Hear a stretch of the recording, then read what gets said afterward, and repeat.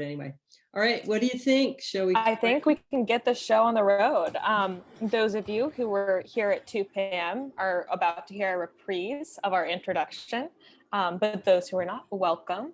On behalf of Four Way Books, I'm pleased to welcome you to the Four Way Books Symposium. I'm Hannah Matheson, publicist and editor at Four Way, and today we're thrilled to present Cammy Thomas's seminar on gods in the Odyssey.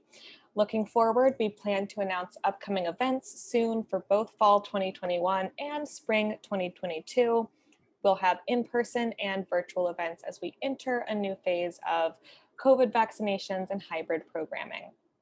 A fairly new series, our symposia began before 2020 when we met in New York for a discussion of Seamus Heaney's Spirit Level and in Boston for a discussion of Yeats and Intensity. Both sessions facilitated by award-winning poet, scholar, critic, editor, jack of all trades, architect, painter, Daniel Tobin, who is here with us today. We hope you'll continue to attend and enjoy these events that we so relish ourselves. While today's event is completely free, as an independent publisher, we always welcome donations. The generosity of our friends and readers makes the work that we do possible. Today, Four Way Books is in its 29th year of publishing award-winning books that have garnered acclaim from the Pulitzer to the Pulitzer, and it ushers work by emerging and established writers into the world. So thank you for being here this afternoon and on so many others. Martha Rhodes, Ryan Murphy, Sally Ball, and I are so pleased that you're here with us. So, Cammy, you can take it away now. Thank you so much. Okay, thank you so much, Hannah. Thanks everybody for coming. And thanks so much to Four Way for putting this together. I don't know how the experience all of you will have, but I just had a really fun time looking through the Odyssey, which I know Reggie is an addict, and I am too, about Homer. And so it's always a pleasure to have a reason to go there and do things. So I just want to do a moment to say what we're going to be doing. And I want to remind everybody to keep your mute button on unless you're talking. And to please raise your hand when you have anything to say. And you can raise your hand this way, or you can put the little hand button on, or you can write a question in the chat. And I am not, even though I've been teaching on Zoom for a year, I am not totally great at seeing all of these things as my eyesight fails and various other breakdowns occur physically. So I'm very thankful if people speak up. If you've had your hand up and you've been going, hello, and I haven't been seeing you, just unmute and say whatever it is you want to say. And I'd also ask other people to help me do this. If you see that somebody has had their hand up for a while, you know, Hannah, if you would help me by just saying, Cammy, so-and-so, etc., that would be terrific. Okay, so the way we're going to go is mostly what we're going to be doing is looking at short passages from the Odyssey. I'm going to do, before that, I'm going to do a very short PowerPoint just to get us all on the same page, because I'm guessing some of us read the Odyssey constantly and some of us have a dim memory of the classic comics version in high school. Martha's looking outraged, but I don't know, Martha, when your last acquaintance was. So in any case, I'm going to do a little bit of just to catch us all up so we're on the same page, and then we'll go into the text and we're just going to go through and discuss short quotes. And here's what I have to say about that. If you don't talk, I'm dead. Because what I've done is bring the quotes, I'm going to introduce the moment, read it out loud, tell maybe something of my own response to it, and then hope that you too will respond and we can get some conversation going. And in that regard too, if you tend not to talk, please talk a little, would be great. If you tend to talk a lot, please try to hold back so that those who talk less can talk. Because what I'd really like is that we get a kind of a conversation going. And I would encourage you, even if you've never read this, to put your toe in. You know, it belongs to all of us. It's almost 3,000 years old. It has traveled so far to get here, and really anybody can enter it at any point. So please feel very free and easy about saying whatever comes to mind. You may not know a lot about the Odyssey, but maybe you've thought about some version of the gods at some point. Okay, and then finally at the end, I'm going to ask for closing thoughts. So as I'm going through, if anything's occurring to you, you might want to just jot down thoughts that you have so that when I say closing thoughts at the end, I'm not just stuck with my closing thoughts, which, might be moderately okay. But I think better closing thoughts will come if the entire group is thinking in that way. Okay. So now we are going to pray to both Hephaestus, who is the god of technology, and also to Hermes, who is the messenger god. And I am going to, at this point, share screen and take you to this PowerPoint presentation. So here we go. Okay, that looks like it.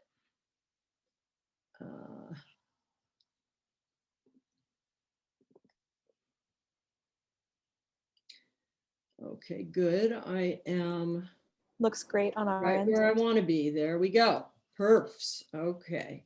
I'm going to do one little move on my other computer here because what I'm hoping is that I will be able to see all of you on one computer so that, and then I'll just read stuff off to the second one. So actually, I think I just did that.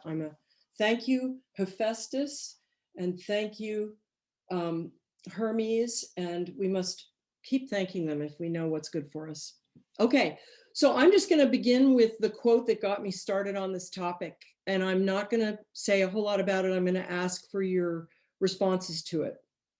This comes in book 7 out of 24.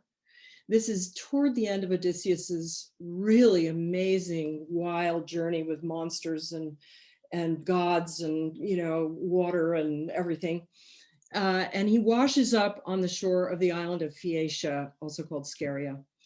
Alcinous, the king of the Phaeacians, welcomes the so far unnamed stranger, and I'll say more about strangers later, but I'll just say so far this is an unnamed stranger, and wonders who this stranger might be. And this is what Alcinous says. But if he is one of the immortals come down from heaven, then this is a new kind of thing that the gods are devising. For always in time past, the gods have shown themselves clearly to us when we render them glorious, grand sacrifices, and they sit beside us and feast with us in the place where we do. Or if one comes alone and encounters us as a wayfarer, then they make no concealment, as we are very close to them, as are the Cyclops and the savage tribes of the giants. So what are the things we learn about the status of the gods, at least in this example, and also potentially about Odysseus himself, who is the unnamed person in question? Just anything you'd want to say about this. And if you could keep your remarks a little bit brief, so maybe we can hear from a couple of people, that would be wonderful. Anybody want to venture anything here?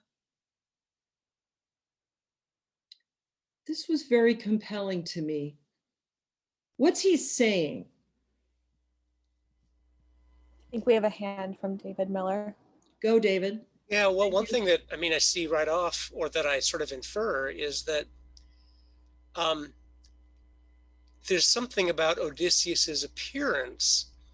Either his manifestation or his physical appearance that suggests that he might be, in fact, a god. I think that's kind of obvious in the passage, but what is it about Odysseus that gives that impression?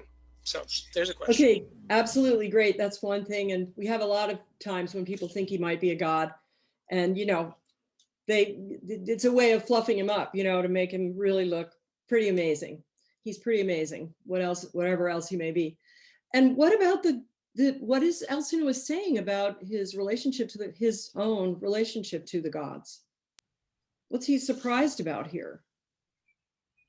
Well, what he's saying is like, I'm right with gods. Like, I give them all these sacrifices. They let me know. They show themselves to me. Like, why is this one hiding himself or herself or whatever?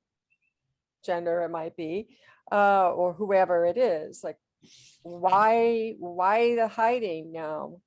What's going on here? Because I know I'm in good shape with the gods. Yeah, exactly. It's that sense that the gods could be, in some sense, treating me differently than they used to. This is a new thing. I'm not used to the gods having to hide themselves or coming. Oh, great. Thank you. Tony, my husband just showed me that I've got a bunch of hands up. Very nice. What about Holly? Well, what I notice is that the gods and the humans mix. That we know that who's human and who's God, but that they dine with each other, that they exist on the same plane. Great. Yeah, exactly. Vesna, if I'm pronouncing that right. Yes, that's right. Yeah, it's sort of, I had somewhat the same comment as the last speaker. But in addition to it, there's this very interesting relationship between the gods and humans, where the gods intermix with humans and they're close. So there's a certain humanization of the gods, and yet there is also the arrogance of the gods. Mm-hmm. Because in order for them to show themselves clearly and sit beside humans and feast with them, humans have to render them glorious, grand sacrifices. Yes, they certainly do. And I will tell you, Vesna, that I spared this group the scene later on in the Odyssey when we actually are present at a sacrifice and we see exactly how things are chopped up and where the blood goes and everything like that. It's a terrific scene, but I passed over it because I know some people would not enjoy that. Okay, Jonathan? What strikes me is that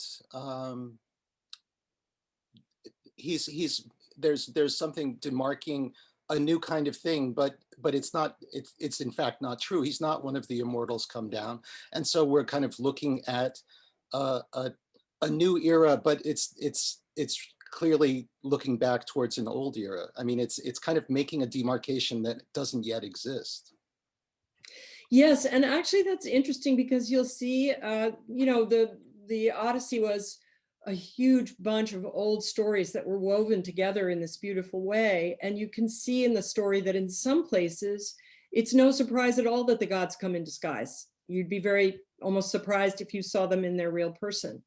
But here, there is a sense of surprise. Okay, I'm just going to take another question or two, and then I want to move on a little bit here. Thank you very much. Let's see, where was I? Susanna, I think. Yes, thank you for this passage. What raises it to the level of myth, and of course to universal psychology, is that we do not know, we can't be sure if this person in front of us is a god or not a god or goddess.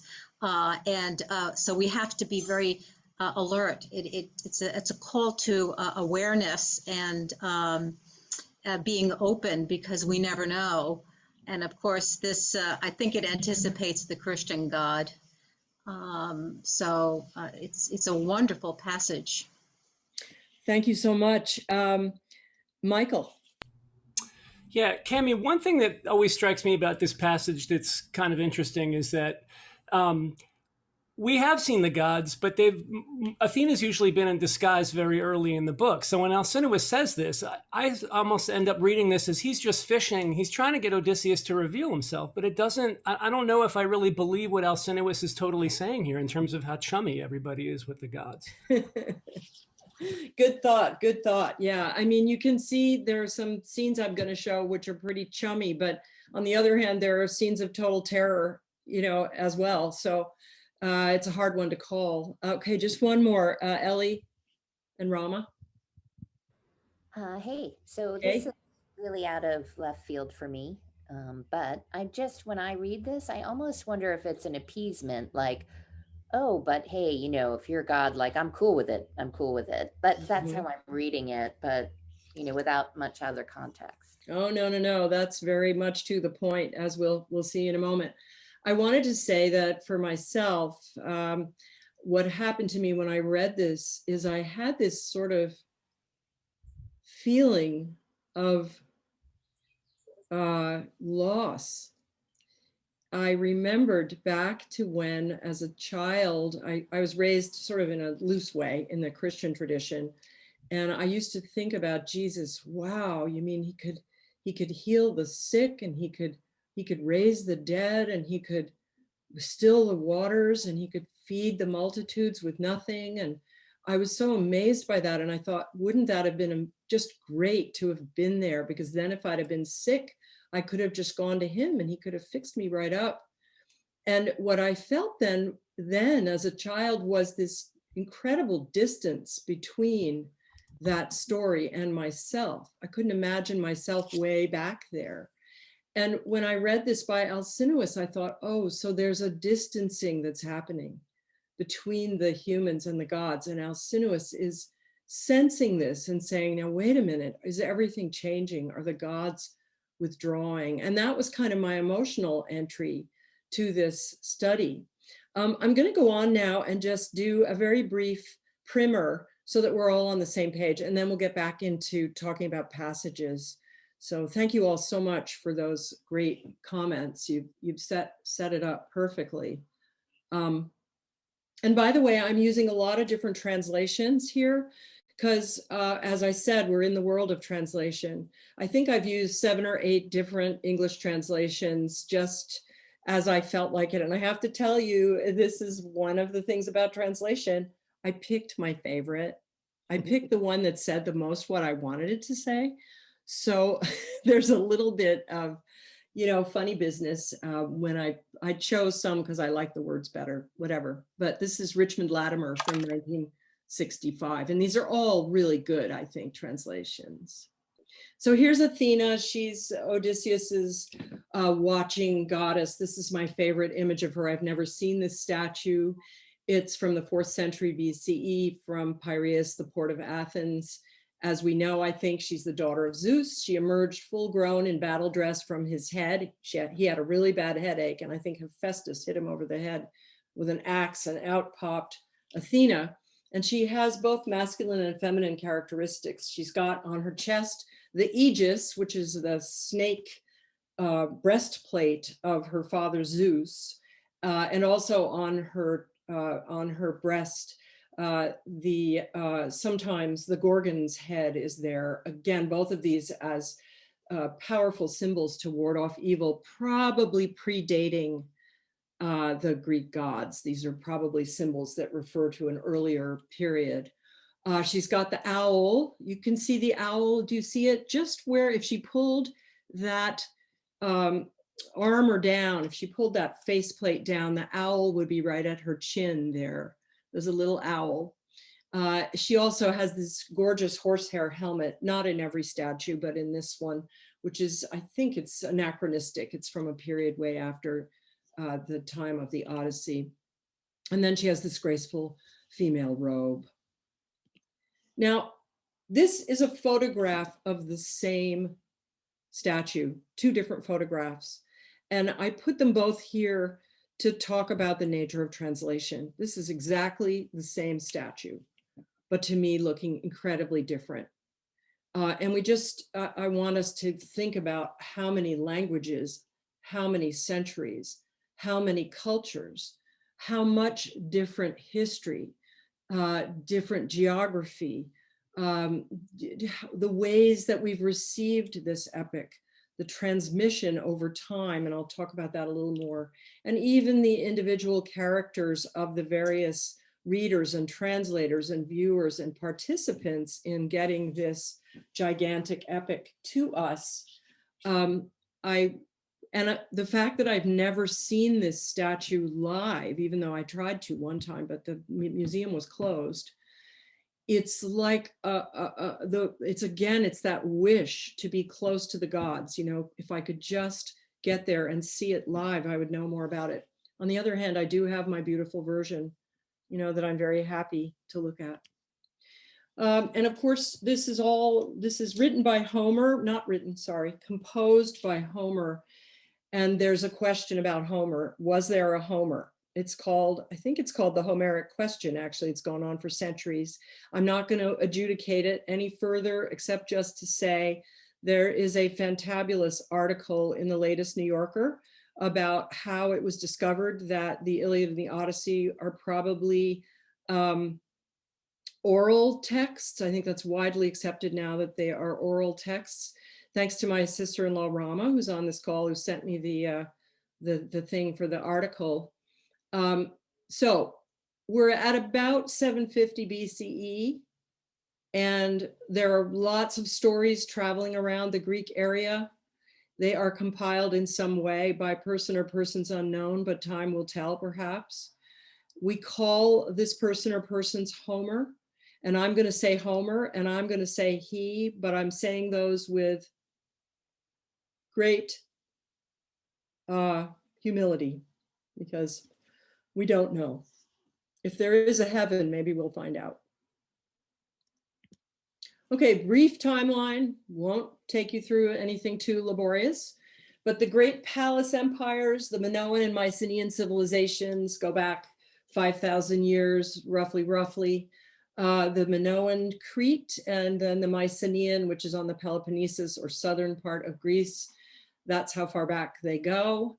They had written language, they had well-developed cultures, they traveled all around the Mediterranean. They had, if you've ever been to Crete, you've seen these gorgeous palaces, and really they had large empires, and their writing was mostly for keeping track of how many amphora, how many jars of wine they sent to the next town over the sea, but they were well-traveled, and they had very well-developed cultures. And this is sort of the period that Homer wrote about, this period that sort of ends around the time of the supposed Trojan War, question mark. He's casting back. All of Homer is retrospective to a lost golden time. Then after the war, let's say perhaps, there are the raids of the so-called sea peoples, again, largely unknown. And these palace cultures were brought down, and there followed the so-called Dark Age of Greece, which lasted for several hundred years. Writing disappeared. There was no written language during that time that we know of anyway.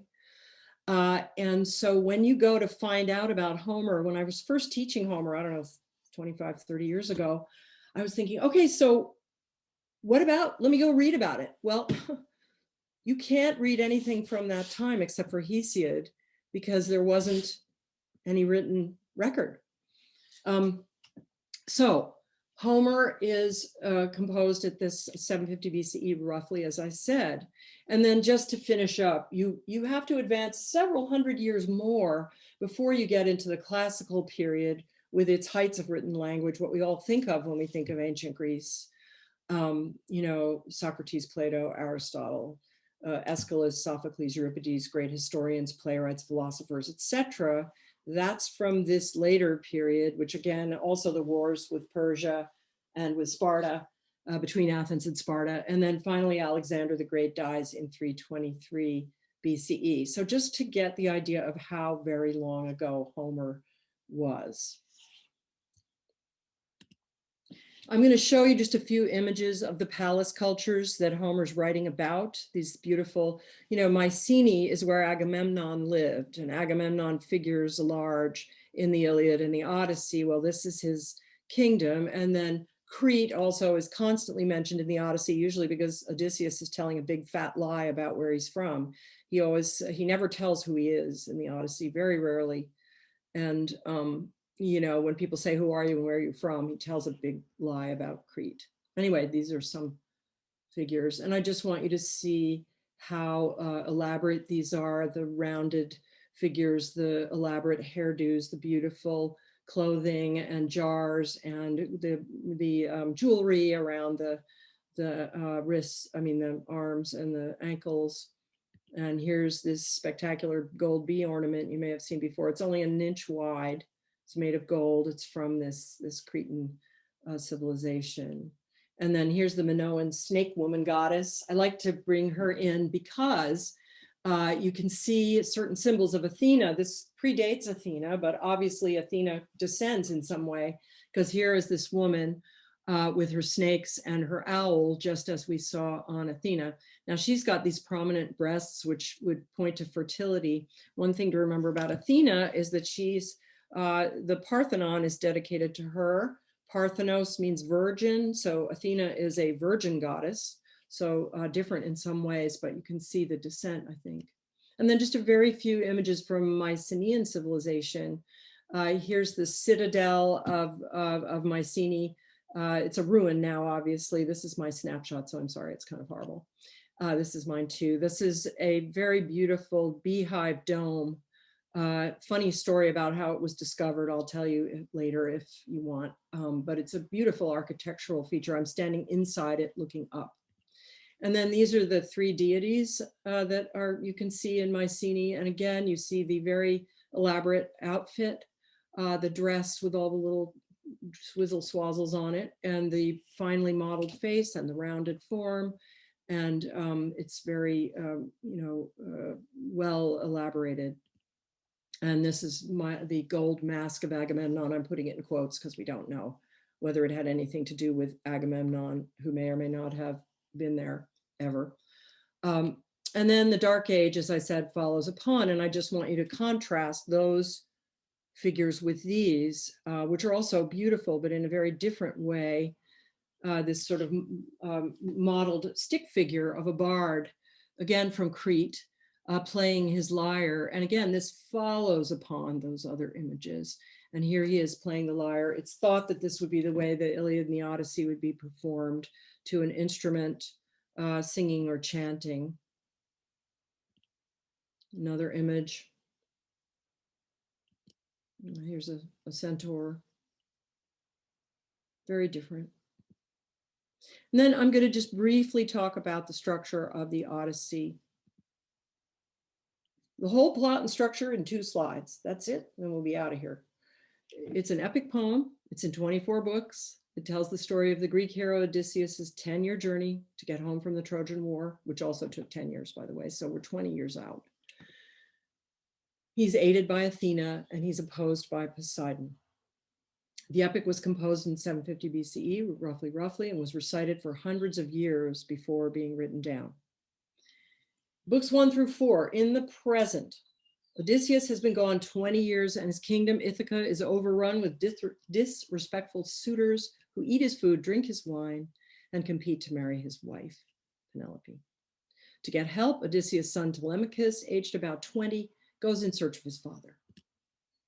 In books 5 through 8, still in the present, in parallel action, Odysseus is released from the nymph Calypso, where he's been held for 7 years, as her lover, by the way, and finds his way to the island of Phaeacia, a paradise with a kindly king and queen and their beautiful daughter Nausicaa. He arrives there at the end of his adventures with no ship, no men, not even any clothes. So if you think about Odysseus as a heroic leader, you need to think about that some more, because in fact, he has nothing except his physical body by the time he's done with his adventures. That means all his men are dead. Books 9 through 12, in a long flashback on Phaeacia, Odysseus, now clothed, describes his 10 years of post-war wanderings around the Mediterranean among gods and monsters. The Phaeacians treat him well and take him home to Ithaca. The gods and monsters, that's where, the Cyclops and the voyage to the underworld and a lot of the stories you've probably heard from the Odyssey come from.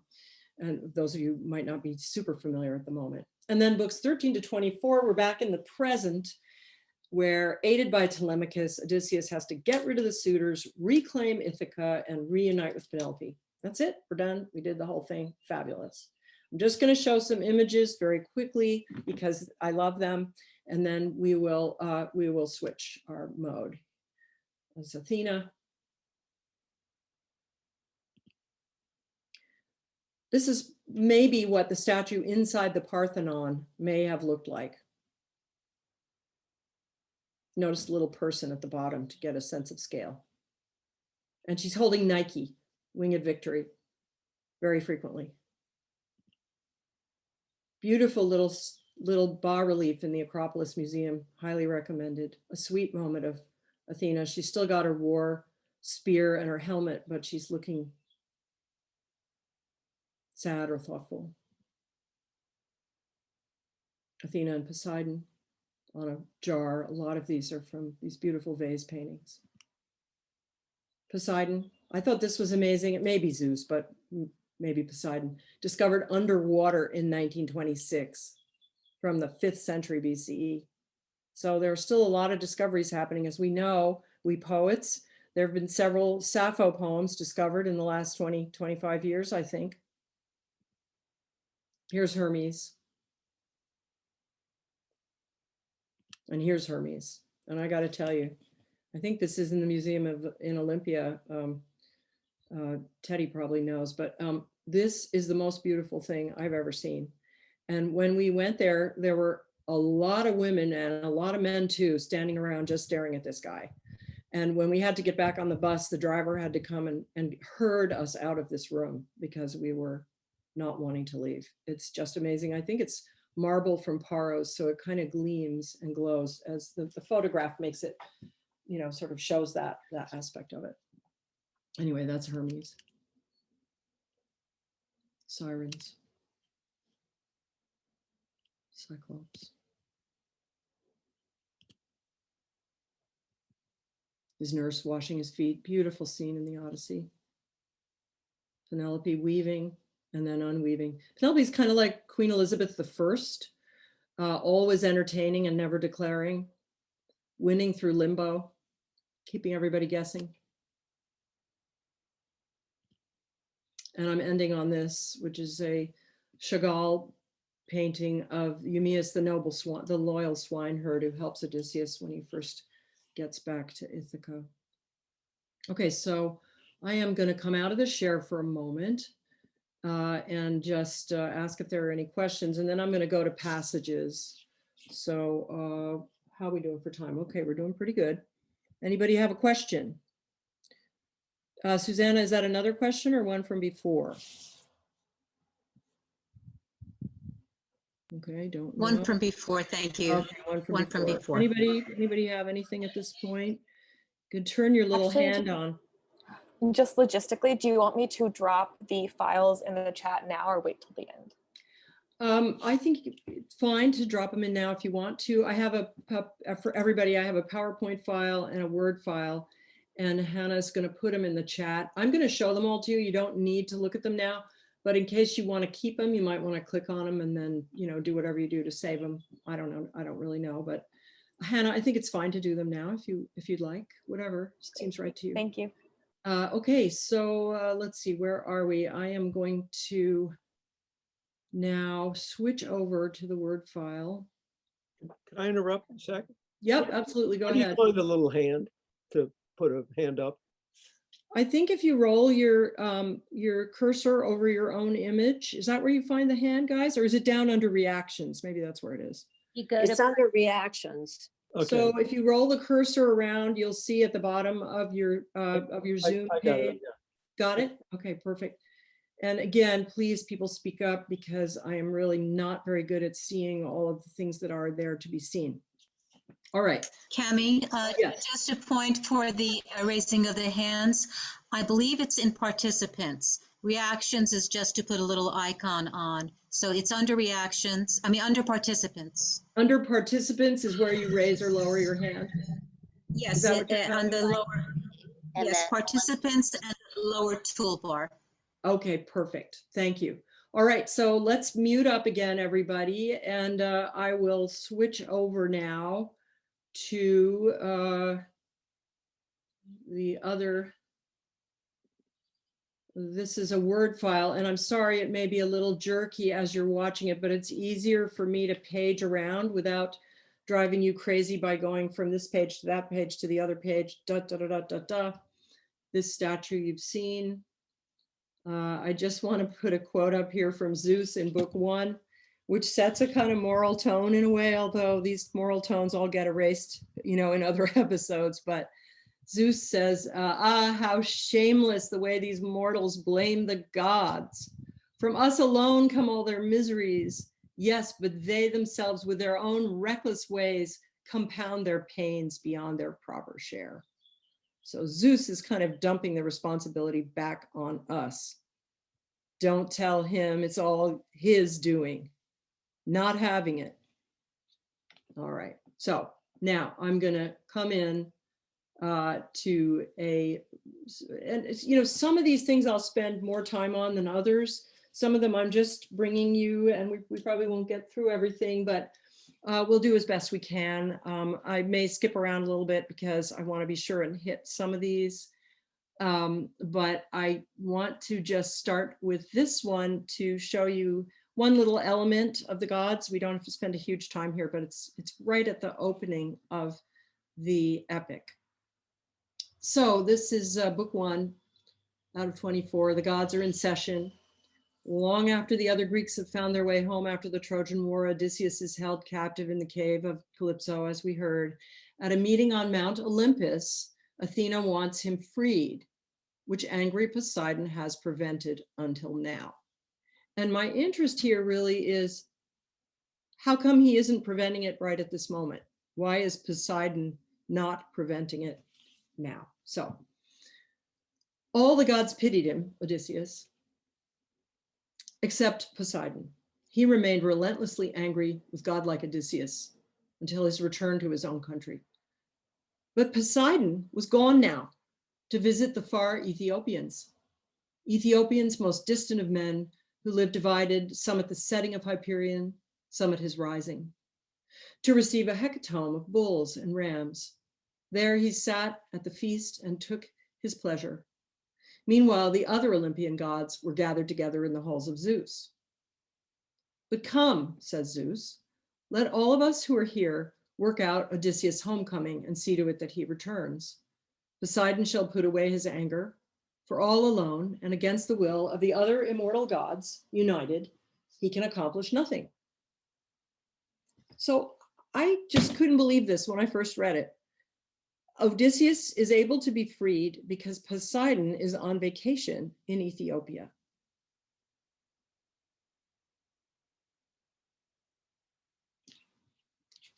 What do you make of that? Does anyone have anything further you'd like to say about it? It's just a moment, and I'll move on, but if anybody wants to make a comment.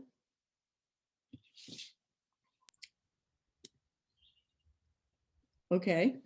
Well, wait, Cammy, can they sorry. vote not present? Can you vote what? Can the gods vote not present? I know. Well, that's a good thought, Jennifer, because what it does show is they've got this little sort of a Senate going where they get together and they talk things over, and he's not present, so they can vote things in and out with him not being there. It does point to a kind of proto-association. There's another scene where Telemachus goes into meeting with the local dignitaries in a sort of an open forum on Ithaca, and much the same thing happens. They're having a little debate about what should go on. But Poseidon has been like Mitch McConnell, and now he's out of town, and so we can try to vote some stuff through here, and that's in fact what happens. So very different idea about the gods. And here's a little image of Zeus, Hermes, and Athena, who are talking over what we're going to do. All right. Vesna has her hand up. Vesna. Yeah, I just wanted to say, it also could have been a very politic move on Poseidon's part, because it would not be good standing among... Can people hear Vesna? Yes. I can. Cammy can. I can. That's Dorothy. So if all of the other gods are for freeing Odysseus, and only Poseidon is against it, how long can he hold out for? And how good would it be for him in the Senate of the gods. So You he know- goes away so that he doesn't have to vote. Good question. I mean, I will just say Poseidon is a very angry god, and famously so. And he does maintain his absolute rage at Odysseus all the way through this. So I think it's unlikely that he would have given ground. Nonetheless, it's a solid political move he could be making. But based on the text, I'd say no. I'm getting some background noise. So again, if you're not talking, muting would be really fabulous. Thank you. It's just Martha. Oh, okay. Her headset went off and she's getting a new one, and I think the speaker is still live. Oh, okay. Thank you very much. Thanks, Dorothy. All right, so we'll move on here to the next little example. And this is an interesting one too. Well, I won't editorialize. This is, we're still in Ithaca. 2 large eagles fly over the suitors. And there are 106 suitors, by the way, or 108, something like that, that are competing for Penelope. It's a very chaotic scene on Ithaca. They're making a huge mess and they're eating all of the food and drinking all the wine from Odysseus's and Penelope's place. 2 large eagles fly over the suitors, swoop at their heads, rip their faces and necks, and fly off to the right. In the crowd is old Halitherses, a famous prophet, who knew how to read the signs of birds. This translator from 1900 uses the Latin names for the characters, referring to Odysseus as Ulysses. This is interesting to me, as if at that period, perhaps the Latin names were so much better known that he did not use the Greek names, even though he was translating from the Greek into English. Halitherses, who was the best prophet and reader of omens among them, spoke to them plainly and in all honesty, saying, "Hear me, men of Ithaca, and I speak more particularly to the suitors, for I see mischief brewing for them. Ulysses is not going to be away much longer. Indeed, he is close at hand to deal out death and destruction, not on them alone, but on many another of us who live in Ithaca. Let us then be wise in time and put a stop to this wickedness before he comes." Eurymachus, one of the worst suitors, then said, "Go home, old man, and prophesy to your own children, or it may be worse for them. I can read these omens myself much better than you can. Birds are always flying about in the sunshine somewhere or other, but they seldom mean anything. Ulysses has died in a far country, and it is a pity you are not dead along with him, instead of prating here about omens and adding fuel to the anger of Telemachus, which is fierce enough as it is. We suitors fear no man, and care neither for Telemachus with all his fine speeches, nor for any fortune telling of yours. You may preach as much as you please, but we shall only hate you the more." So I'd love to take comments about this, especially from the standpoint of the relationship to the gods. What do we learn here about both about Halitherses and about Eurymachus? How do we feel at the end of this passage about what have we learned about the ways one is supposed to treat the gods? Anybody want to speak to any of that? Or whatever the hell you'd like to say about this passage.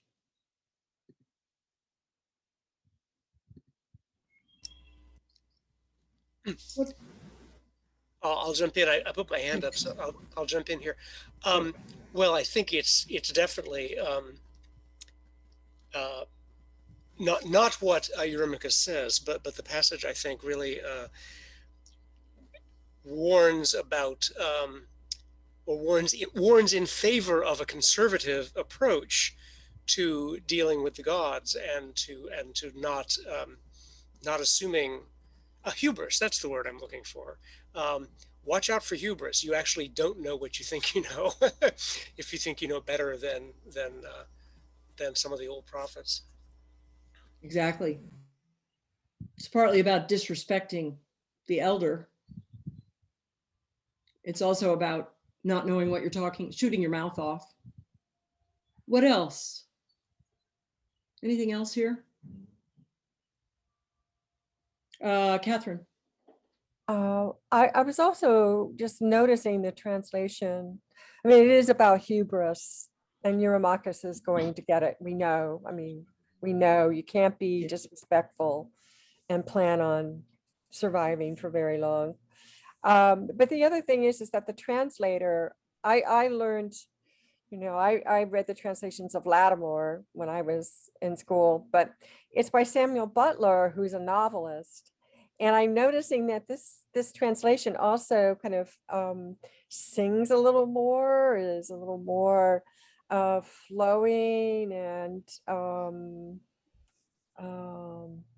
I don't know, powerful to me than Latimer. And I quake that, my Latin teacher is going to be coming back and striking me. And my classics teachers, but still, there's something that I find interesting that Butler did this, but he would use the Latin because the majority of British gentlemen would have studied Latin. The ones who went to university would have Latin and Greek, but if he's appealing to a larger audience, that would probably be why he's using the Latin names. Fantastic. And that reminds me, this translation, as we can see, is in prose, right? Yes. I'm just gonna, sorry, make you slightly dizzy by going back for a second. This is Latimer's translation. This is mimicking the Greek meter, which we'll get to in a few minutes. I didn't want to beat you over the head too much with a lot of Greek stuff right up front, but we're getting there. This is in a rough 6-beat line, the Latimer. It's very Greek-like. And some people fault this translation today for being too Greeky. Then here you have Fagles, who does mostly 5 and sometimes a 6-beat line, rough iambic pentameter, I call it. So there are all kinds of metrical musics that you can make, but this is in 1900 prose. And you'll see that really influences the sound of it. So thank you for that question, and I'll try to keep noting that as we go along, like what it is that we're looking at. Ruth Rose, I think, has a question. Hi. Hi, Ruth. Hi, just a comment about Eurymachus and the other suitors that, as I recall, they've had 20 years of really unfettered enjoyment in Odysseus's household, with no messages from the gods, so he especially has become just very puffed up and feels maybe that the gods are no longer players in this. That's a great point, actually. I don't think it's been a full 20 years. I tried to figure it out one time. I think it's been like 7 or 8 years or something. I can't remember. They do talk at some point about, but anyway, a long time with basically no godly supervision or punishment. No interference. Yeah. No interference. And you're right. Penelope has had a very hard job. And I often think of her as a heroic figure in this epic for that reason. She is kind of a moral center. She has not caved in any way and has maintained the household to the best of her ability. There's definitely some sexist stuff in here, but there is also really a firmness in her that cannot be shaken. And she has had to stand up against it for a long time. Kent.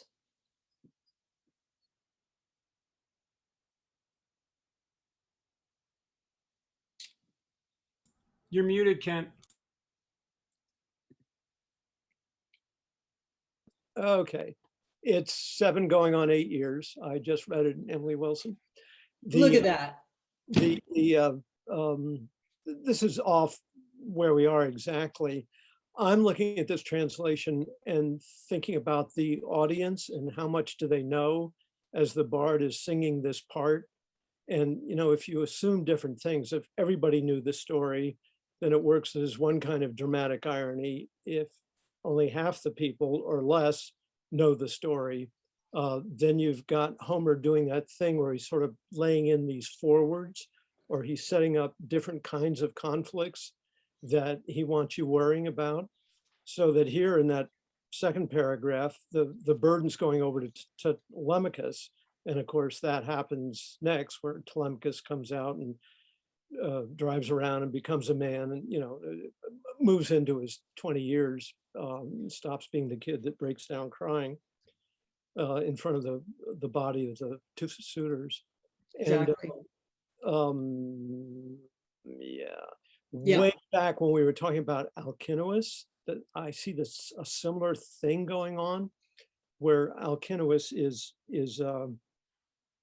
Odysseus is in disguise, and Alcinous is sensing that he has to be in disguise. He can't reveal who he is yet because of the complications with, you know, they're related to the Cyclopses and everything like that. He's just blinded one.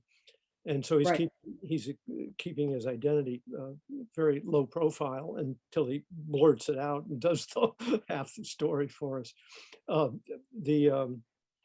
again, it's kind of like backward mirrors that Homer does. You've got Alcinous saying, gee, if this is a god, why is he in disguise? Well, if you sort of open the back door of that metaphor, you get, oh yeah, of course, it's Odysseus in disguise. And I think the audience has that kind of thing going on in their head. And I think in an oral context, that's really necessary. You have to lay out all these little pockets that you're going to visit and or ignore or whatnot. And I just love it when that's happening. It may be Yeah, you know, it always reminds me a little bit of Dickens, who starts juggling with one or two balls, and then he's got a third one and a fourth one and a 12th one, and he keeps opening up more and more things. And then slowly, as the epic goes, more and more of the balls come back down and get into a nice place. And then at the end, there we are. So yes, absolutely. And he's a little bit oral too. You remember Dickens publishes little by little. That you don't have a whole book in hand in the beginning. You have these episodes in the newspaper. All right, I've got some more questions on this one. Jennifer, or comments. Yeah, I just wanted to say that line, birds are always flying about in the sunshine somewhere or other, but they seldom mean anything. That is, maybe they're messages from the gods, maybe they're not. For me, this is a little bit like the first passage, like Alcinous saying, gee, usually we know when the gods are here, but maybe it's a god in disguise. There's something interesting about being in an in-between place where when the birds come, how do you know if that's a message or not?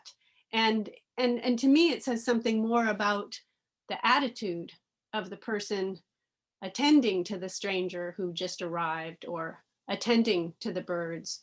Do you come to this moment thinking that could be a message from the gods? What would it mean?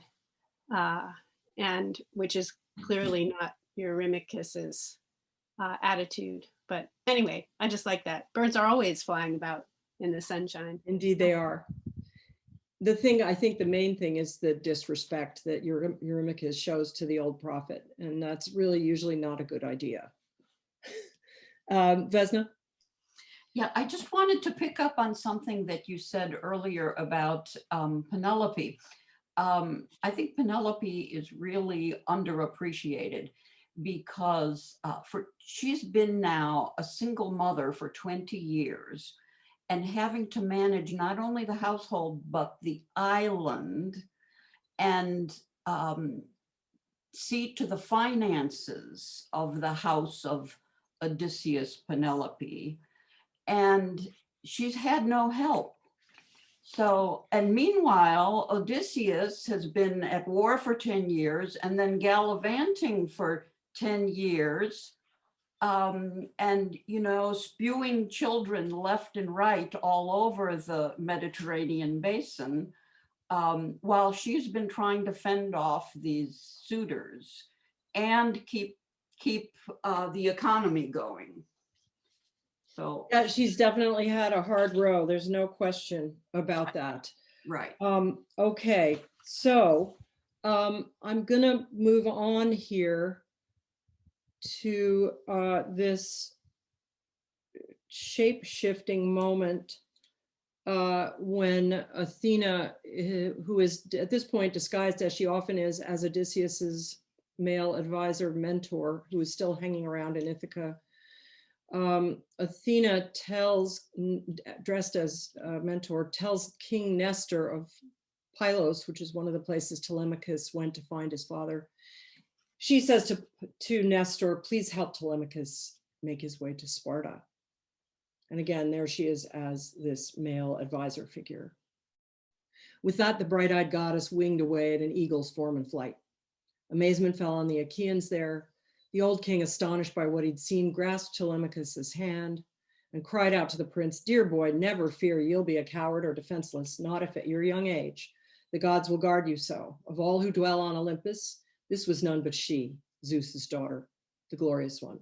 So I don't want to spend a long time on this one. I show you this image of Mentor and Telemachus, but I just want to say this idea that suddenly you're talking to this man and he suddenly changes into an eagle and flies away. I love that because of the shock of it and the thought, oh, this world is not at all what I thought. And that person wasn't who I thought it was. I'm going to move to another shape-shifting scene right away. But I sometimes wish for this in my life, that the God would just reveal itself and and then I would know that I was being helped or maybe harmed, I don't know. And what I want to do now is focus on this scene a little further in book 4, which is the scene of Proteus, and to think about the nature of God or the gods or a god as it's shown in this scene. So Menelaus, we're visiting Menelaus and Helen in Sparta with Telemachus. And Menelaus tells this story of how he got stuck on an island. This is one of those retrospective balloons that somebody was mentioning earlier. Menelaus is stuck on an island. The wind will not come up. A sea nymph tells him he must capture the sea god Proteus and make him tell what to do in order to get home. Proteus's daughter, Aithea, tells Menelaus he and his men must put on the stinking hides of seals and lie on the beach so that when Proteus comes to count his herd, the disguised men can grab him. When at last Proteus slept, we gave a battle cry and plunged for him, locking our hands behind him. But the old one's tricks were not knocked out of him, far from it. First, he took on a whiskered lion's shape, a serpent then, a leopard, a great boar, then sousing water, then a tall tree. Still we hung on by hook or crook through everything until the ancient saw defeat and grimly opened his lips to ask me, son of Atreus, who counseled you to this? A god? What god? Set a trap for me, overpower me, why? He bit it off then, and I answered, old one, you know the reason. Why feign not to know? High and dry so long upon this island, I'm at my wit's end, and my heart is sore. You gods know everything. Now you can tell me, which of the immortals chained me here, and how will I get home on the fish cold sea? He made reply at once. You should have paid honor to Zeus and the other gods, performing a proper sacrifice before embarking from Egypt. That was your short way home on the wine dark sea.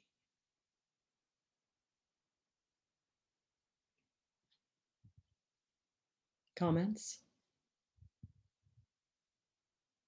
The image that has compelled me, all these millions of times teaching this, is the image of Menelaus and his men throwing themselves on the god and hanging on while the god changes shape until they finally exhaust the god, who then says, well, what do you want? Is there a metaphorical way to understand that? Hang on, clinging to the god while it changes shape.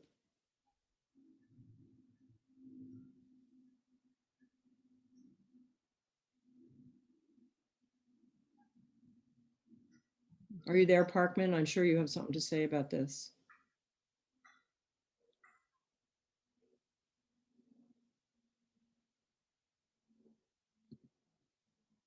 Has this ever happened to you?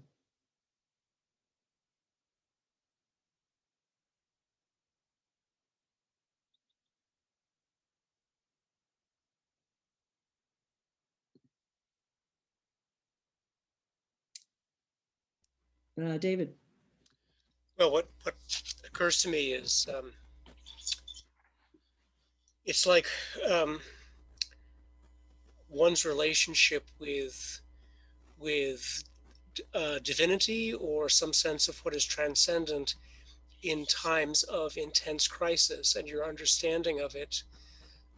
One understanding fails, but you keep hanging on, and another understanding comes up and that fails and it changed into something else.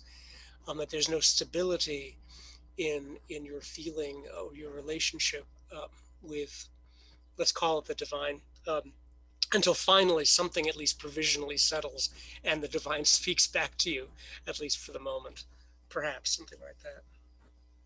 Yeah, that seems a wonderful way to look at it. I think so. It's the shape-shiftingness of the divine. Ruth?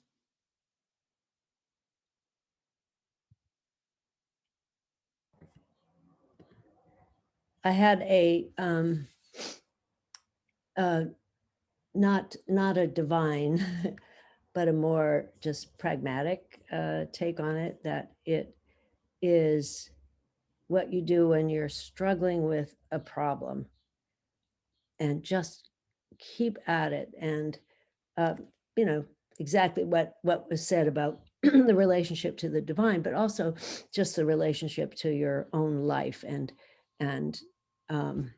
the issues that living your life presents to you. Wonderful, wonderful. Thank you. Hannah, is that a hand? Yes, yeah. I'm afraid I'm being digressive because I guess it's not like interpretive of this text, but just going off of what David said, I'm struck by how this actually relates to the earlier session we had, thinking about the form of gods and formlessness. And as David mentioned, the like constant reiterations of divinity and like their many manifestations. That's great. Thank you so much for connecting that to the previous talk. That's really excellent. Form and formlessness. Keep remembering, folks, that at the end I'm going to say final thoughts, and so just keep in mind things you might want to talk about in that regard. Thank you so much, Naomi. Yeah, this is sort of similar to what people have been saying, but I was thinking specifically about our own creativity and how you have to keep grasping at something even though it changes as you struggle. It's similar to what people were saying about struggling after the answer to a question, and if the question is one of your own creativity or your creative project. I know this has nothing to do with what we're talking about, but oh, sure it does. I think it does. That has sort of a way in which it's to me. Yeah, and you know what's kind of interesting about this too, which I hadn't really thought of, is of course the men are in disguise. You know, when they grab onto him, they're dressed in sealskins, which stink. And so there's that added element that you're grappling with the god when you are wearing this costume that reeks of mortality.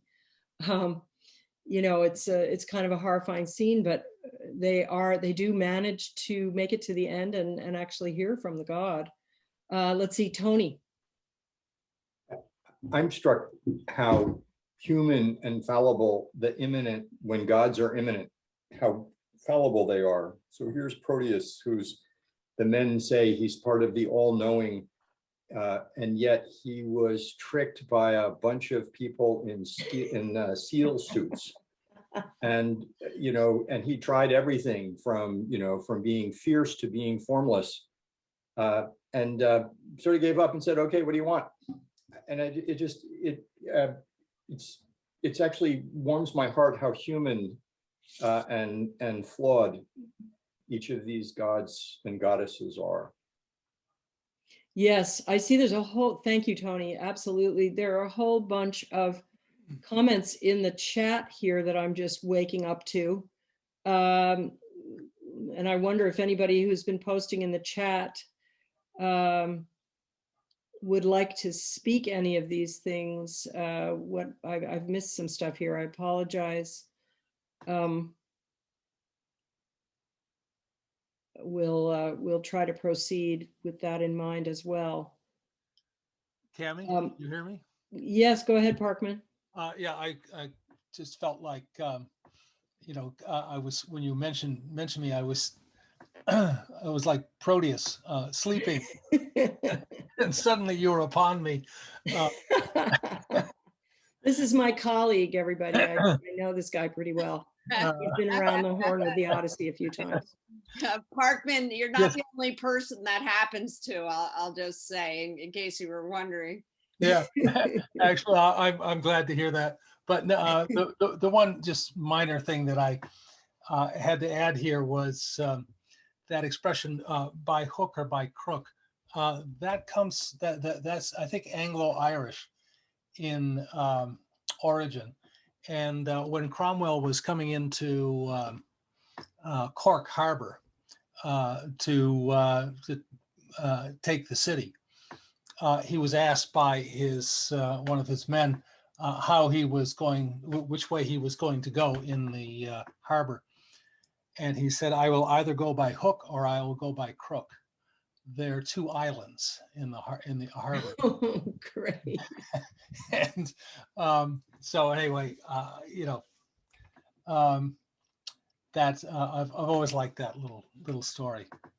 So I wonder what the Greek says. I don't know if I can quite get to there fast enough for everybody at the moment, but this is Fitzgerald. He's pretty accurate. It can't say by hook or by crook. No, can't say that. I mean, This is something close. Say that out loud, but I was like, really? Did they say by hook or by crook? Well, I can tell you one funny example that there's a place where the suitors are described as laughing so hard they thought they'd die, which is an expression.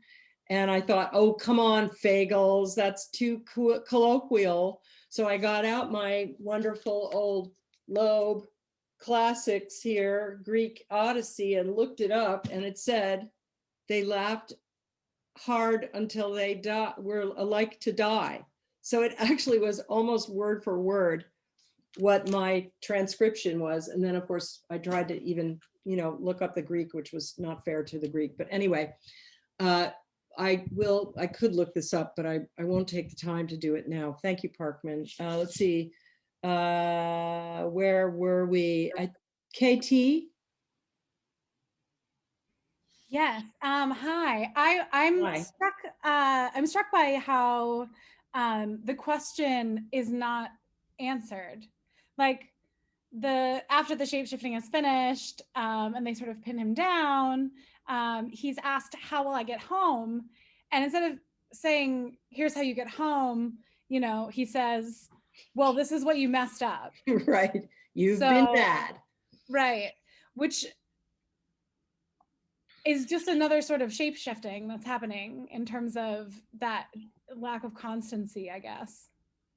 Absolutely. I mean, I will say he does go on to explain exactly how they are supposed to get home, which is they have to go back to Egypt, make the proper sacrifices to the gods, and then they get back on the ship, and then they will be allowed, the wind will allow them to go where they need to go. So he does get a full explanation, but that's not the first thing. The first thing is you've been bad and you need to fix it up. And this reinforces, again, being respectful to the gods. And one of the reasons why Eurymachus is in some trouble when he speaks ill of old Halitherses is that he's disrespecting the gods in that moment. And that's not a good idea. Let me see, are there other comments? Naomi, is this a question for her comment for now, or was this from before? No, I forgot to take my hand down. Okay, no problem. All right, I'm going to go zipping along. There's tons more. Oh, I forgot about this. Look at that. This is a very weird image I found. A frontispiece from the Infernal Proteus by Erasmus Finks. Probably some of you people know who that is. I had no idea. But look at this Proteus. This is a hellish Proteus, but I kind of liked it because it's got wings and potentially male and female characteristics and hair and scales and snakes' fingers and a tail, a snake tail and a whale tail and a bunch of all, Proteus. Horns, flames coming out of his head. I think this is fabulous. And I think for me, part of the reason I put this here is that these images these gods are both intimate with you. You're clinging on physically to this god, but they also are very different from us and quite terrifying. That's another thing. You know, I have the urge now to just do a teeny bit of Greek. So I think I'm going to just skip ahead here for a second. I'll be right. Oh God, I can't skip that, but I'll be back. I'll be back to her in a minute. Right here, almost, is a little bit of Greek.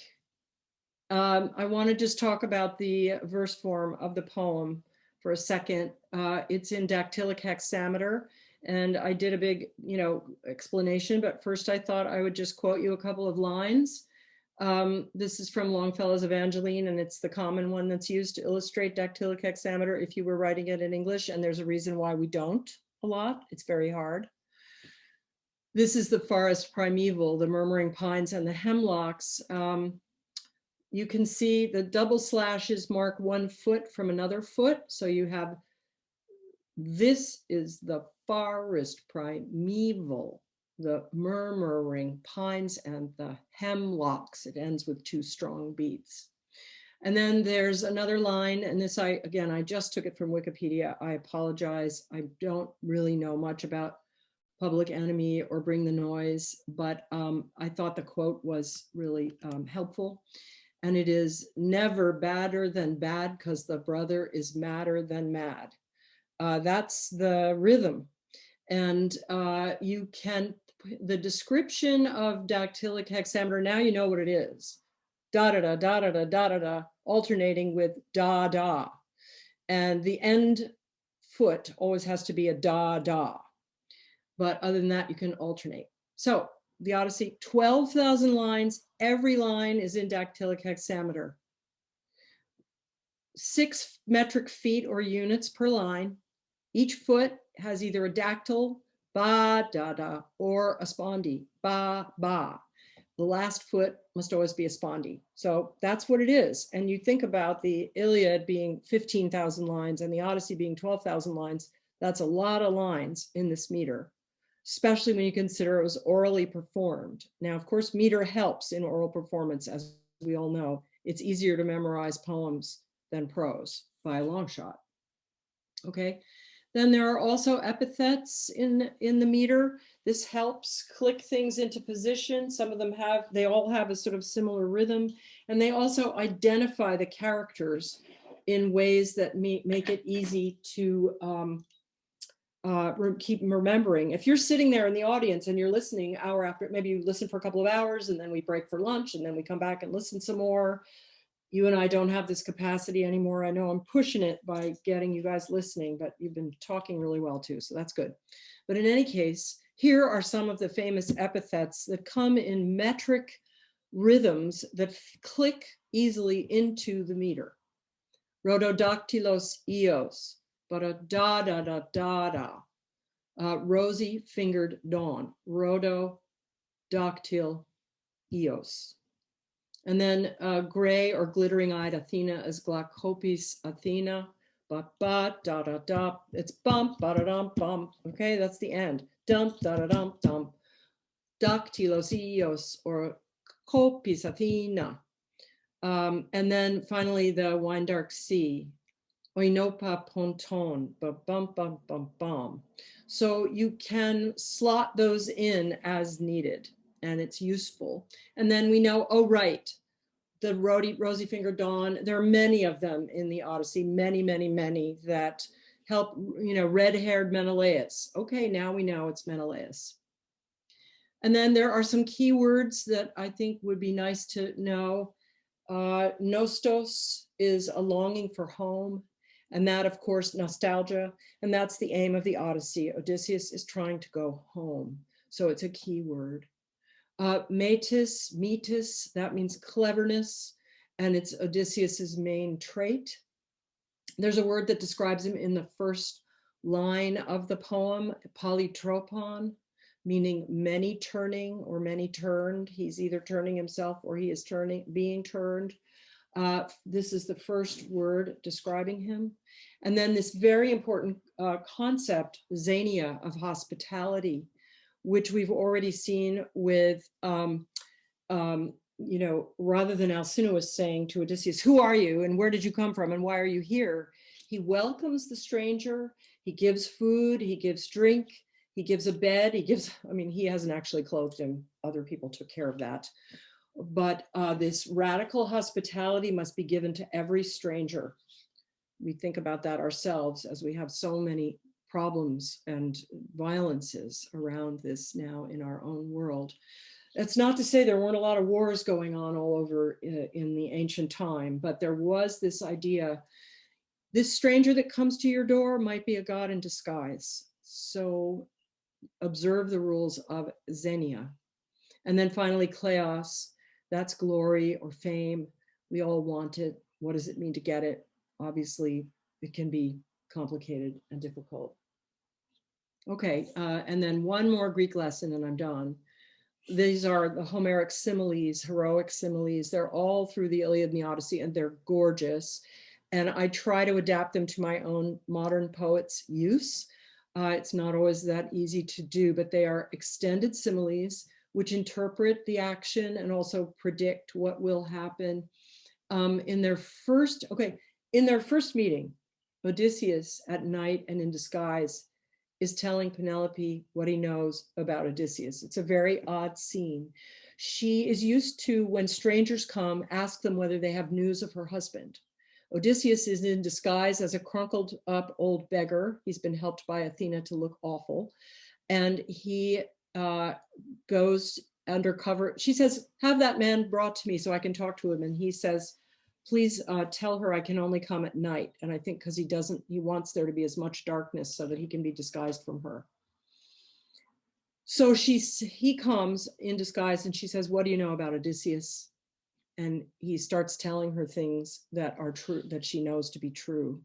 The outfit that he was wearing when this man saw him, etc. And this is the beginning of a turn in the book. It's a gorgeous moment when suddenly we realize that this wheel of Ithaca, of fate that has been upside down, where everything is wrong, is just beginning to change. Things are beginning to move. And this movement first comes in this gorgeous Homeric simile. As she listened to him telling his story, she began to weep. Her face was melting, like the snow that Zephyr scatters across the mountain peaks. Then Eurus thaws it, and as it melts, the rivers swell and flow again. So were her lovely cheeks dissolved with tears. She wept for her own husband, who was right next to her. Odysseus pitied his grieving wife inside his heart, but kept his eyes quite still, without a flicker, like horn or iron, and he hid his tears with artifice. It's just a beautiful little scene. And of course, he doesn't want to reveal himself to her because he has a lot to accomplish to get rid of the suitors. And he wants to do it as much as possible without revealing himself so that he can build his little force to try to take back his island. There are many beautiful scenes between them. This is one of them. And it's a very typical simile because it both describes the current scene, which is her weeping, and also predicts that the snow is in fact melting, that the world is now going to slowly and then very quickly change. The frozen state of Ithaca is going to come unfrozen. All right, so that was my little Greek lesson. Is there one more? No, yeah, that's it. Okay, so sorry, dizzying you, gonna go back a little bit here. How are we doing for time? We're still, okay, are we hanging in there? How is our fatigue level? It's probably pretty high. Can we do it? Are we with the program? We'll jump into something. I think I'm gonna do Leucothea because I'm in the mood and we'll see what happens. I've written poems in answer to a lot of these stories and I might read one of mine here, but we'll see how we go. All right, so the episode of Leucothea, after Odysseus has lost all his men and is on the sea alone on a raft, a huge storm comes up. caused by his enemy, Poseidon, who is now back from vacation. And this, I believe, is, yes, this is Robert Fitzgerald translating. Across the foaming water to and fro, the boat careened like a ball of tumbleweed blown on the autumn plains, but intact still. So the winds drove this wreck over the deep east wind and north wind, then south wind and west, coursing each in turn to the brutal Harry. But Ino saw him. Ino, Cadmus's daughter, slim-legged, lovely, once an earthling girl, now in the seas a Nereid, Leucothea.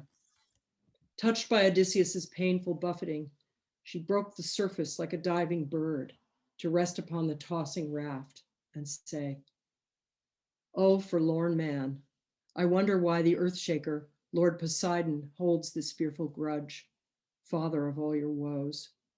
He will not drown you, though, despite his rage. You seem clear-headed still. Do what I tell you. Shed that cloak. Let the gale take your craft and swim for it. Swim hard to get ashore upon Scheria yonder, where it is fated that you find a shelter. Here, make my veil your sash. It is not mortal. You cannot now be drowned or suffer harm. Only the instant you lay hold of earth, discard it, cast it far, far out from shore in the wine-dark sea again, and turn away." After she had bestowed her veil, the Nereid dove like a gull to windward, where a dark waveside closed over her whiteness. But in perplexity, Odysseus said to himself, his great heart laboring, "Oh, damned confusion. Can this be a ruse to trick me from the boat for some god's pleasure?" I'm sorry, but I love that. He's just gotten this immortal figure to say, "Wrap the scarf around you and I'll save you." And he goes, "Wait a minute, this could be a trick." All right, there are so many things to talk about here. So Ino was once a girl and then was changed into a sea nymph because she was being, I can't remember now, was it Apollo? One of the gods was chasing her. And in order to be spared the attentions of the god, she was changed into this sea nymph. So now she lives in the water and sometimes appears in this bird-like form. Comments?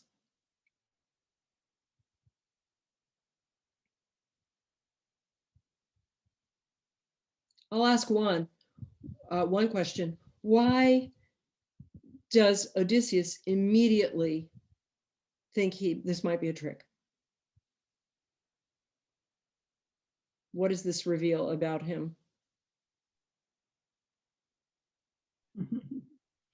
Somebody's laughing.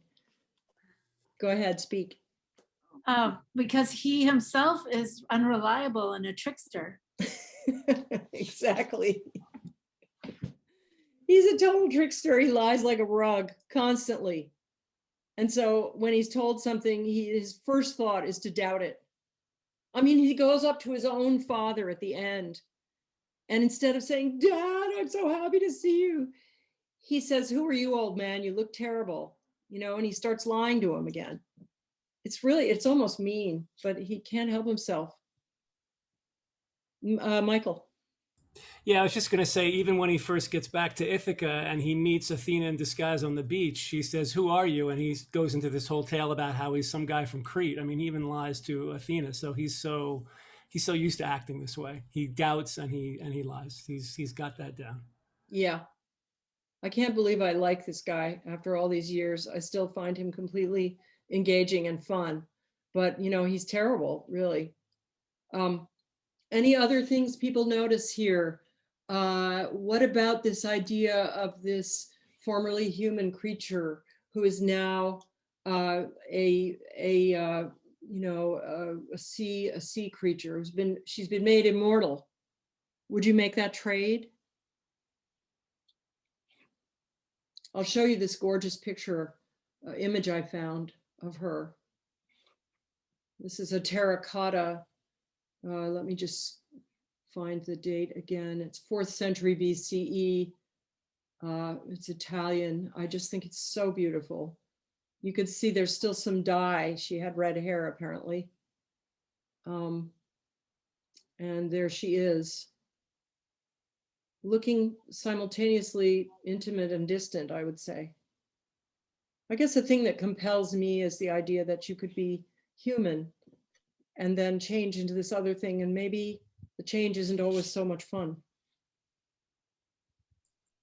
I keep thinking about the number of times innocent mortal girls have to be changed into other objects to escape the attentions of the gods, especially Yes. Zeus, Mhm. over and over again. Talk about Yeah. blaming the victim.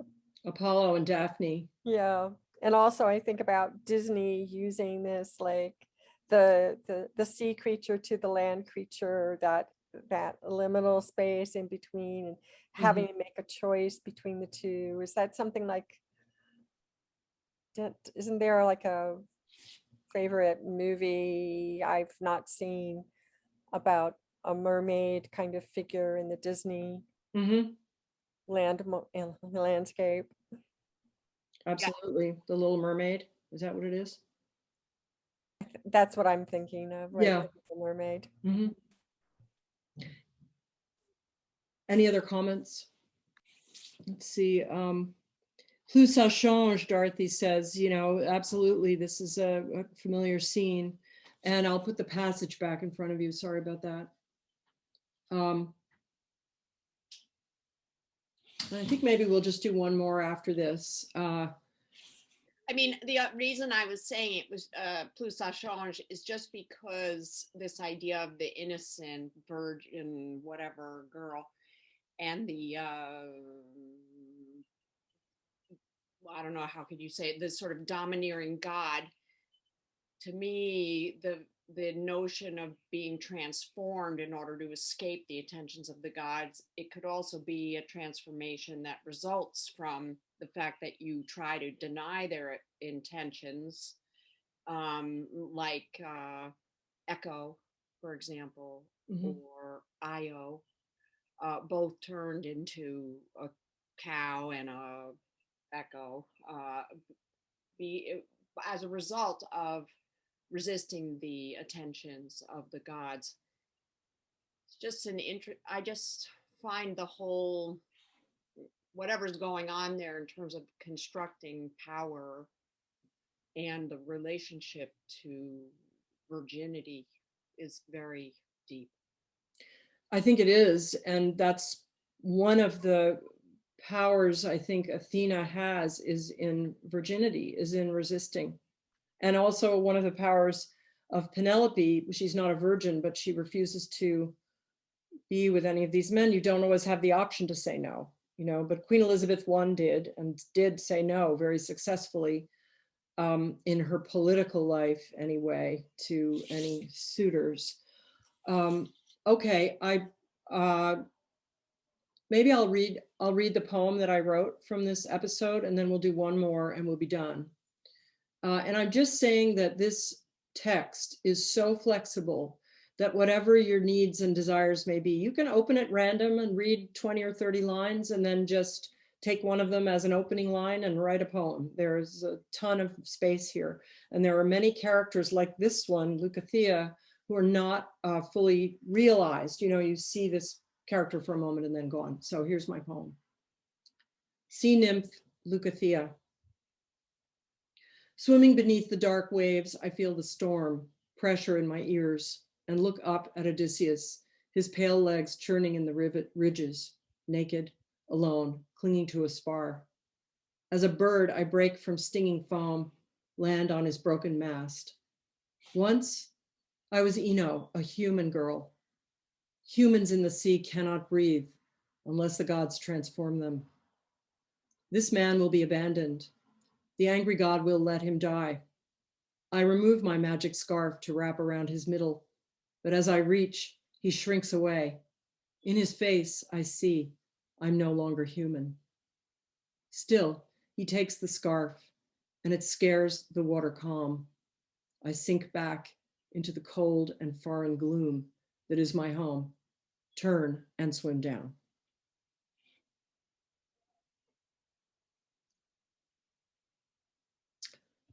Okay, so I'm going to do one more, and I'm just going to go to one of my favorites here. I mean, I could go on for hours, but we are already, you know, testing your mettle and your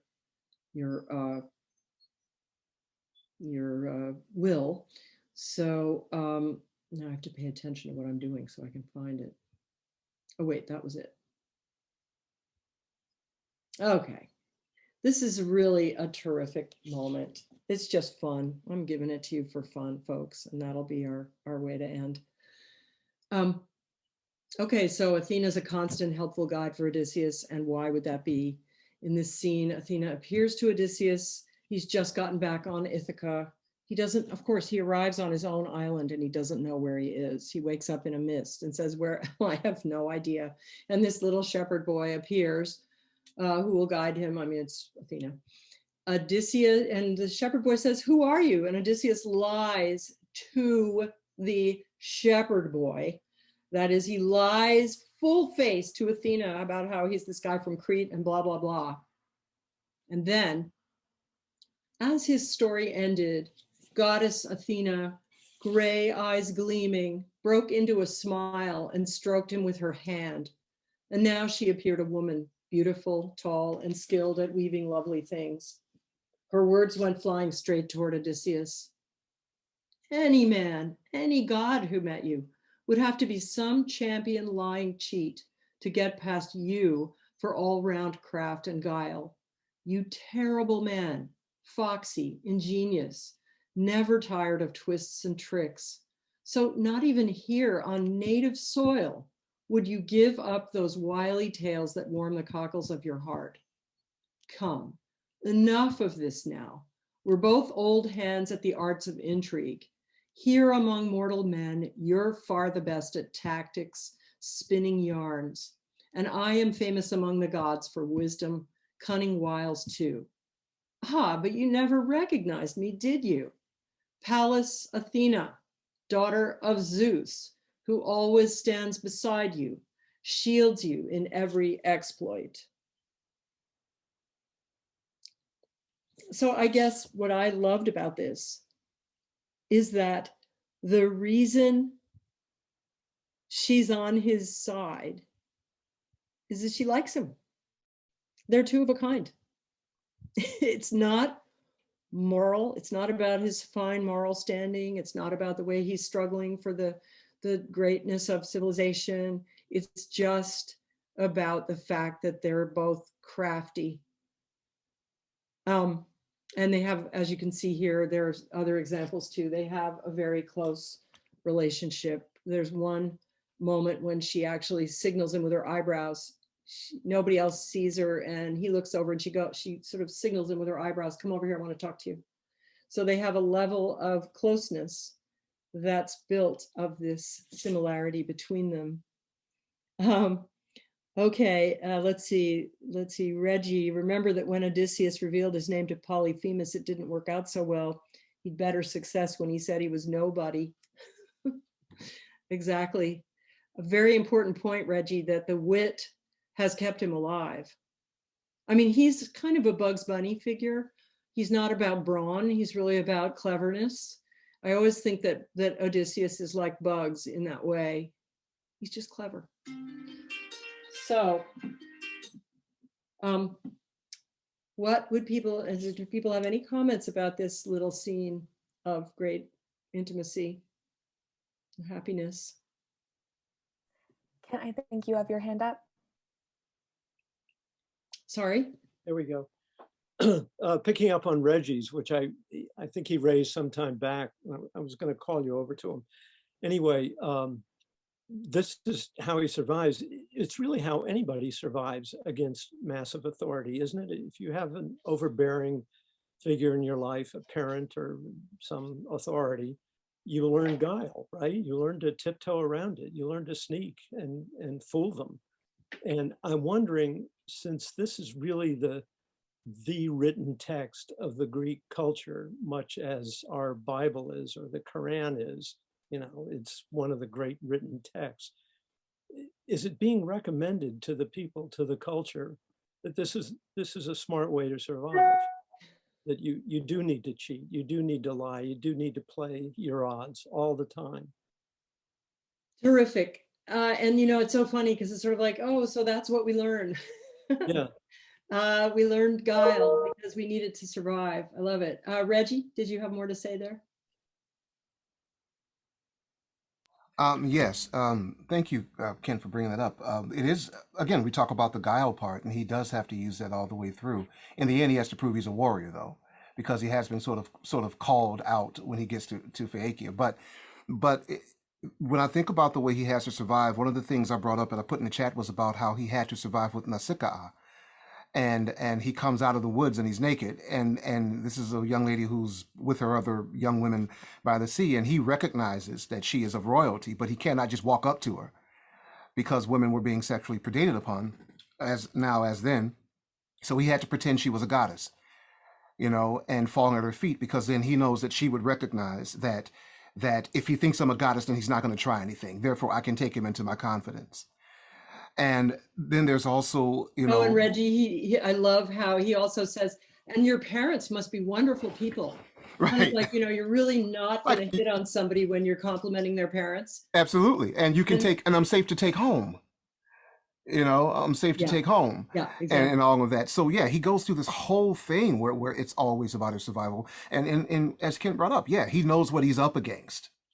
Right. And understanding what he's up against, he has to figure out ways to work the system to his advantage somehow, and he realizes that he sacrifices a part of himself every time he does that.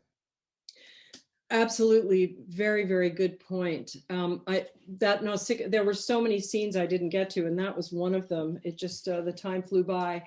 There's, you know, so many scenes that are full of this meaning. So we're kind of rounding the corner now, and I just want to say, I asked for closing thoughts. I think that would be one of them, this whole thought about how you survive. And it isn't just through guile, but it's also, you do have to have that warrior culture mentality as well. He actually does have to go in there and kill those suitors who die in the very precisely and exactly as they should. The suitor who shot his mouth off the most gets shot in the throat. And so, you know, there are a lot of wonderful poetic justices that happen. Michael. Yeah, Cammy, I was just going to say off of what you said. So it was so great about when he meets Athena on the beach, and they're sort of they're kinspeople at heart. Also, with what Reggie was just saying, there's something really fascinating about that whole situation with Nausicaa, in tandem with him sort of having to sort of use his guile and his smarts to find his way with her.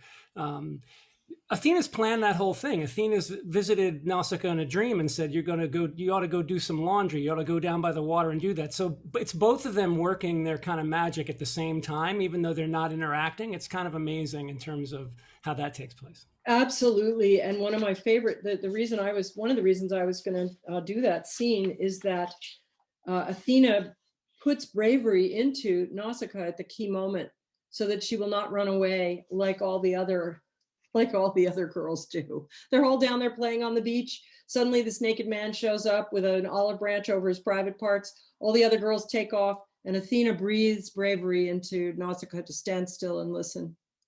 Luckily, it all works out fine. And he does begin by saying, oh, you must be a goddess, and I'm sure you have lovely parents. Yeah, Reggie. Yeah, finally. It's also, again, about the survival is when he's with Calypso. The fact, you know, I mean, he is, in effect, not really just going around spreading his seed. He is a sexual slave. And when it comes time for him to leave, he even has to say, when she asks him about, how can a mortal be as beautiful as I am? And he has to basically play his wife down. Yes. You know, well, of course she can't be as beautiful as you. I mean, you're a goddess and this and that and the other and blah, blah, blah. But me, I'm mortal. And what it means to me to be mortal is I must be with this woman and blah, blah, blah. So he can't even just say, yeah, well, you know, I just prefer her over you. No, it's a very tightrope he has to walk there. And he says, but, you know, I have to go home now.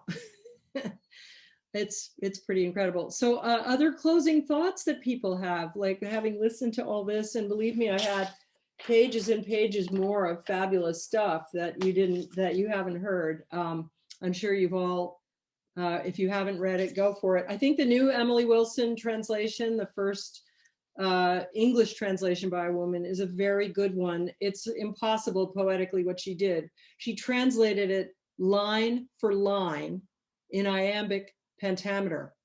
This means if you look up book 4, line 483, that's the line it is in the Greek, but it's in iambic pentameter in English. It's spectacular. I know some of you have read it. I see you there. And it's terrific, and it moves very fast the way Homer should. It's a great ripping yarn. Oh, there, you're holding, Catherine's holding it up. Thank you for that visual aid. Yeah, and so here we have the Harvard, and here is Richmond Latimer, the Greek sounding one, and here is Mandelbaum, and here is Emily Wilson, yay, and here is Fitzgerald, terrific, from the 60s. And here's the Fagels that I kind of grew up on. That's also beautiful.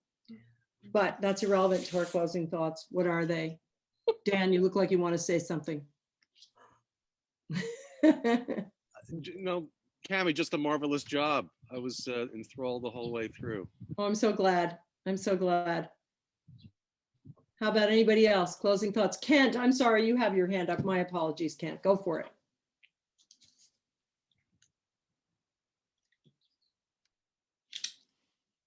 Are you unmuting? You're mute.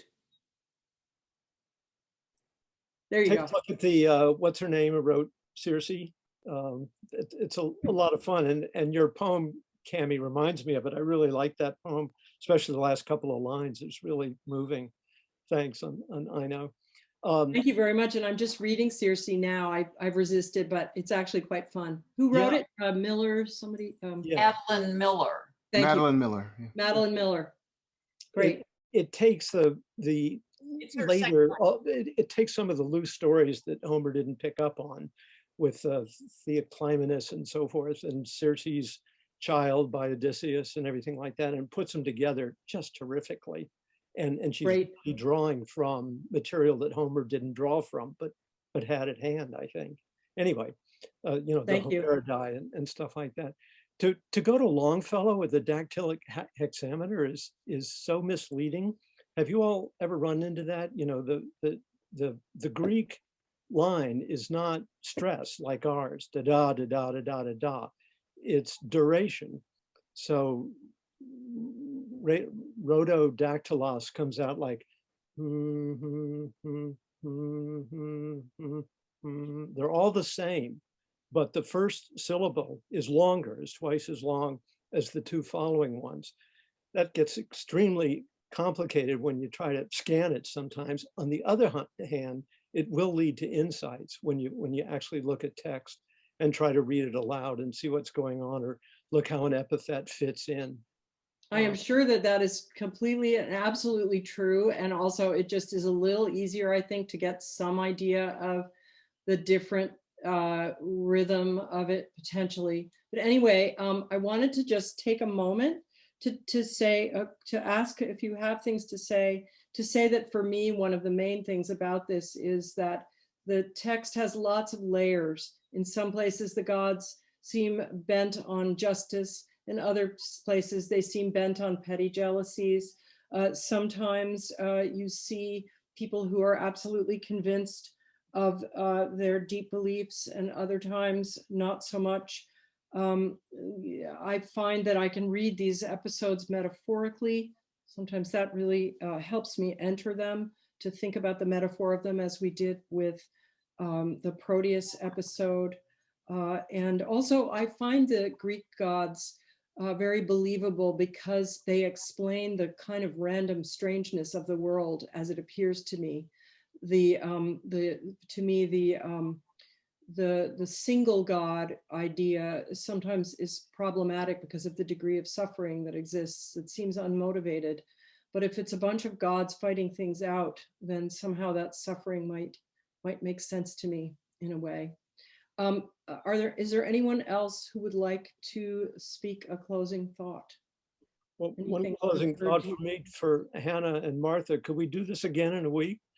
I I really want to enjoyed say, this very yeah, much. thank you Thanks so so much much. for, Yeah. thank you, Kent. And I really do want to thank Fourway so much for making this possible.